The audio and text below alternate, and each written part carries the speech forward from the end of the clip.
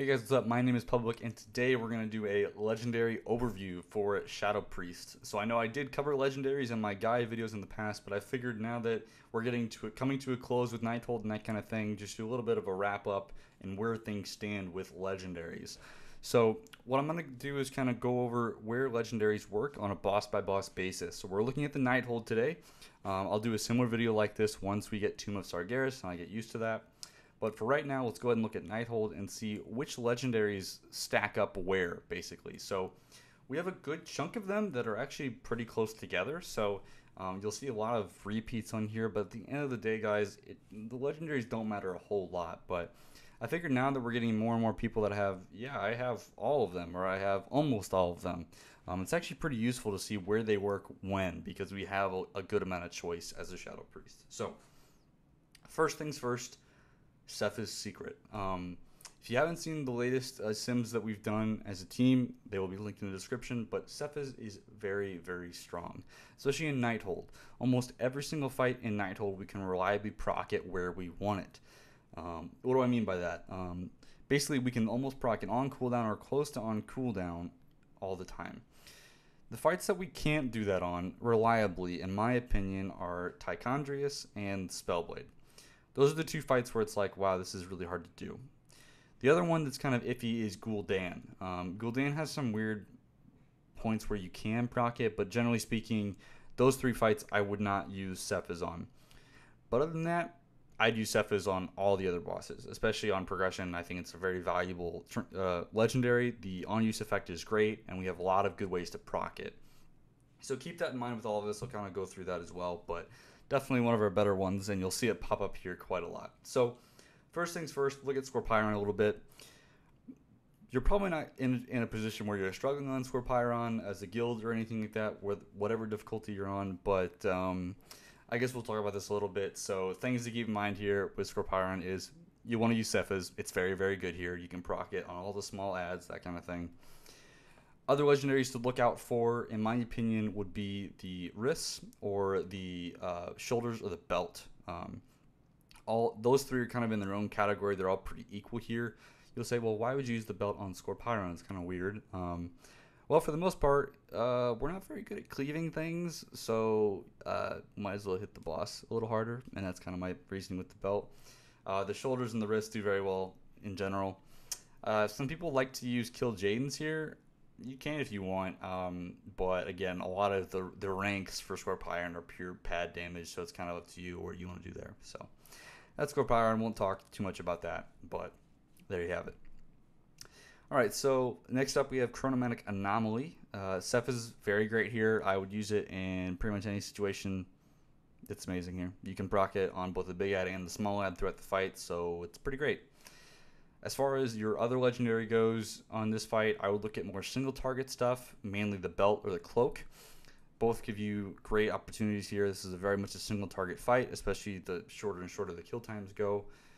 Other things to look at here would be the wrist or the shoulders. If you're first starting to progress in this boss, you'll notice the ads are living a little bit too long, so you could get more benefit from using the wrists or the shoulders there as well. All right. Let's move on to Trilliax. So Trilliax is almost a similar case to Chrono Mac Anomaly. We're going to mainly prefer Cephas here due to you can proc on the scrubbers. You just cast Mind Bomb on them. Boom, Cephas procs. Great. And the other legendary I'd recommend here would probably be the belt again or the cloak, similar to what we saw on Chrono Mac Anomaly. It's mostly a single target fight here, so not too much to say about that. I will say if you do have the wrists and you're taking Auspicious Spirits, you can dot the scrubbers up to get more stacks of the wrists. Just keep in mind that does get scrubbed from your logs. So if you do that, make sure you're actually void bolting the boss instead of the scrubbers. Otherwise, damage is useless. You wasted time. No big deal.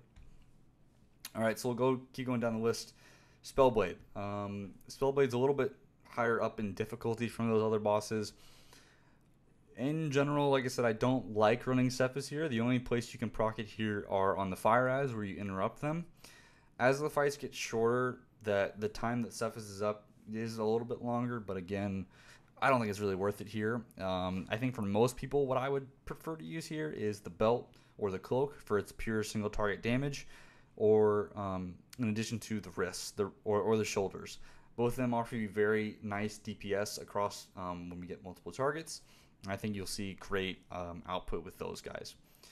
So again, more like a wrist belt are probably my top two here. Maybe wrist cloak if you don't have the belt, or shoulders if you don't have the wrist can also be interchanged right there as well. All right. Tichondrius. This is another fight where I really don't suggest using Cephas. The only place you can proc it here is on the bats in the intermission phase. So not super useful here. Now the other question on where things look better here in this fight is how you do the fight. If you guys are progressing on Tichondrius, what you're likely doing is once the bloods spawn, you take the bloods out away from the boss. If you're doing that strategy, then you don't necessarily want to run things like wrists and shoulders, or wrists in the ring or something like that, just because the ads aren't going to live as long. So if you're doing that strat, which is what I would call be the progression strategy, I would prefer to use something like belt or the wrists or something like that. I think the wrists are probably my favorite legendary here, purely because you can dot all the bloods and then pump void bolts into the boss. Again, it's a great situation overall. So I think the wrists are probably my top here. And outside of that, just kind of use what you feel works. The problem with the belt here is that you do kind of cap Mind Blast charges more often than not, just because you'll be dotting the bloods. So you could swap that in with the shoulders, as well as doing something like maybe the cloak as well. So things to keep in mind, but I'd say definitely the wrists for sure if you have them.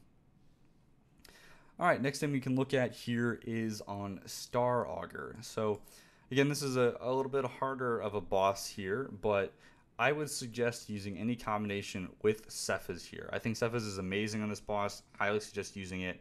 It's pretty much all around a great boss for Shadow Priest. It has a great execute phase for us, which is great. And we can pretty much freely proc Cephas in that phase. So I would suggest using Cephas here where you can for that reason. Apart from that, you want to pretty much use the belt or the cloak. They're pretty much equal in terms of single target. And then outside of that, you can maybe look at running something like the wrists are also okay here. But that mainly depends on how your group uses the ads and how long stuff lives, basically. So it's kind of up to your group and kind of see how you guys do there. But again, it's kind of group dependent and fight dependent. All right, so next up we'll look at is Croesus. Almost the exact same as Star Augur.